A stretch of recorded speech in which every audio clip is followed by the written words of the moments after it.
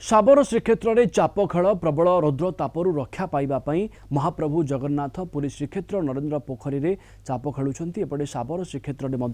चंदन पोखरी में चाप खेलुंट महाबाहु संध्या आलती पर प्रभु मदन मोहन रामकृष्ण भूदेवी और श्रीदेवी विमान में चंदन पोखरी को जाई मंडप में स्वतंत्र पूजा विधि सरवा पर चंदन लगई नौकार चाप खेलने जाती 2024 मंदिर प्रशासन और पुलिस प्रशासन सहायता महाप्रभु स्वतंत्र नीति चाप क्रीड़ा आरंभ हो 3 वर्ष ये आरंभ करुचु कोरापुट बासिंदा बा पाखापाखी जो भी अच्छा कोरापुट पाखापाखी अंचल बासिंदा सब ये बहुत उपकृत जगन्नाथ होती गोटे मनीष भाया ड्रेस सब पिंधिकिना पूरा सजाई चंदन सब लगिला भल सजाइला कटाली बसिकिना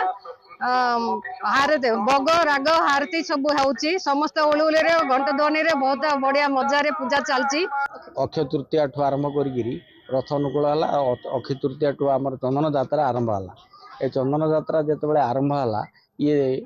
मे मास 9 तारिख पर्यंत 21 दिन दीर्घ 20 दिन यहाँ चलो।